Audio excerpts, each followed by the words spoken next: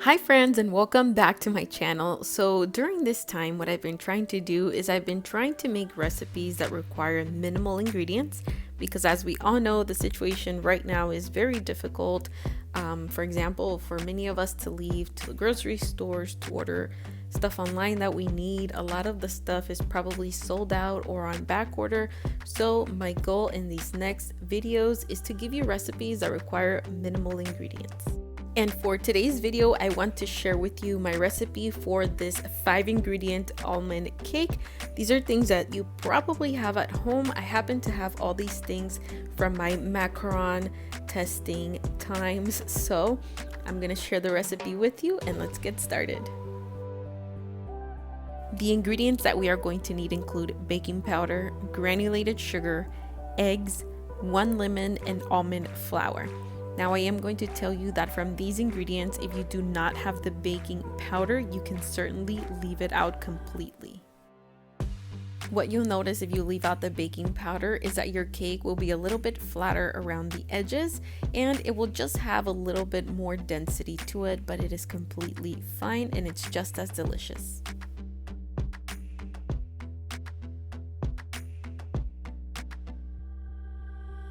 We're going to begin by separating our egg whites and our egg yolks, and we're going to make sure to place the yolks and the whites in separate bowls. And as I usually mention in my recipes, be sure that your ingredients are at room temperature, because this way when we go to whip our egg whites and our yolks, they'll be able to whip up a lot faster. To begin, I'm going to go ahead and place all of my sugar into my egg yolks, and to this I'm going to whisk or mix for 5 minutes on medium speed. Basically what we are trying to accomplish is we want to make sure that the egg yolks and the sugar start to lose a little bit of color, so you'll see your paste turn into a pastel yellow, and after 5 minutes this should be a little bit frothy and very light in color. Once we reach the 5-minute mark, we are going to go ahead and place our egg yolk mixture to the side, and we are going to go ahead and add our baking powder into our almond flour. We're going to just slightly whisk it to make sure that these ingredients incorporate, and like I mentioned earlier, if you don't have baking powder, you can totally omit it from this recipe.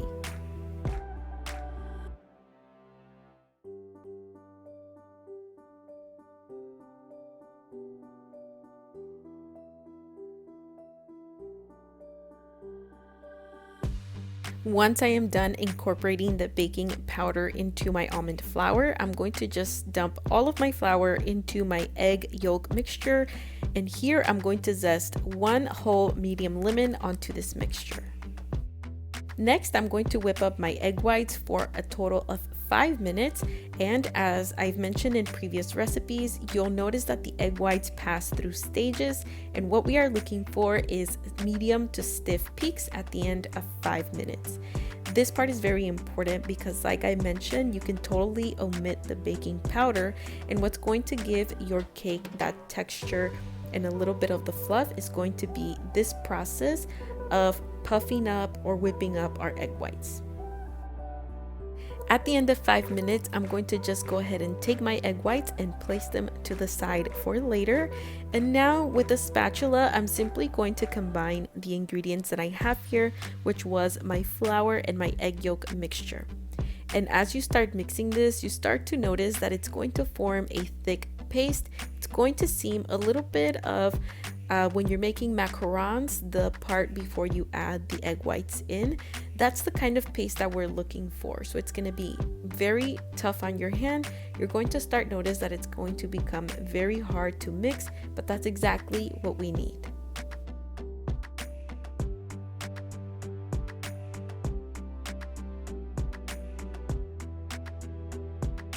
And just continue to mix all of the ingredients until you see that all of them have incorporated, so that we can prepare for our next step.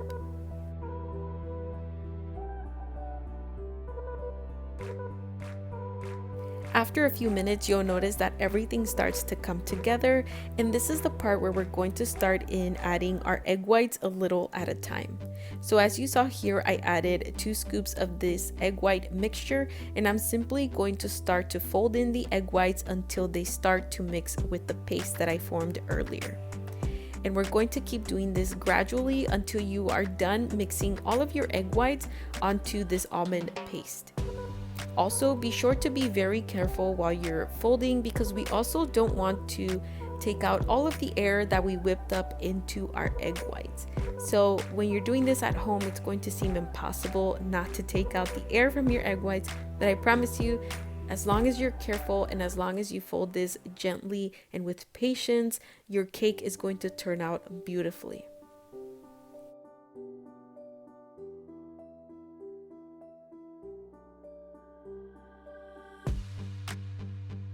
And just in case you're not sure how to fold this in, what I'm doing is I'm simply taking a little bit of the mixture from the side, I'm bringing it half circle, and on a few occasions I cut through the middle of the batter.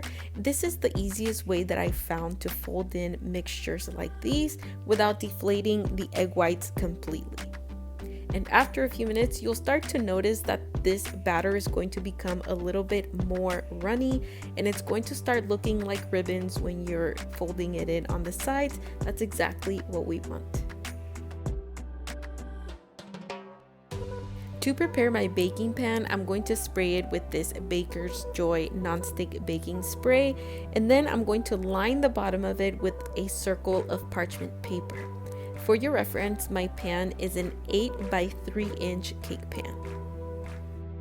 Now I'm simply going to take all of my batter and I'm just going to place all of it evenly into my cake pan.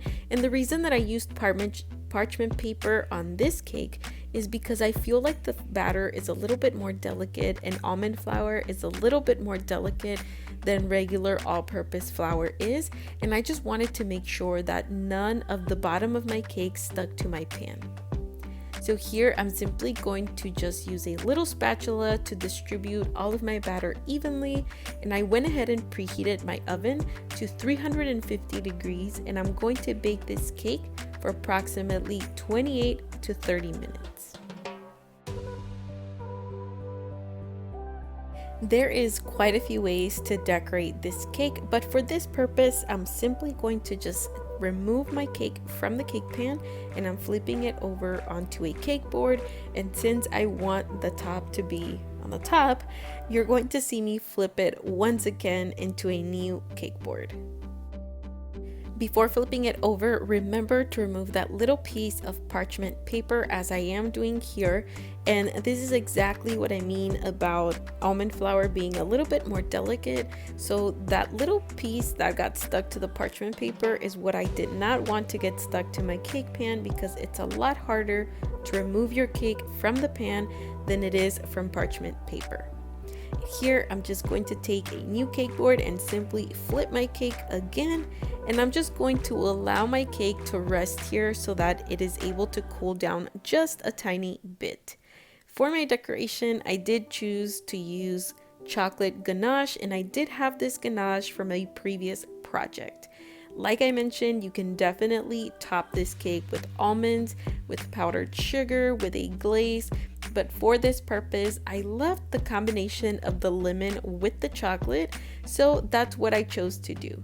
And I basically just placed a little bit of ganache into this piping bag, cut out a tiny hole, and just drizzled chocolate all over my cake.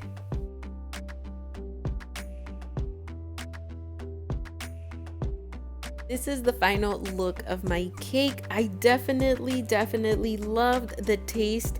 I loved how simple this cake is, and I also love the simple presentation of it. Let me know in the comments below if you have any questions, if you've tried a cake like this. Also, I do want to mention that this cake is gluten-free and you only need 5 ingredients like I mentioned in the beginning. Thank you so much for watching. Let me know if you tried this recipe. Don't forget to share my recipe with one of your friends.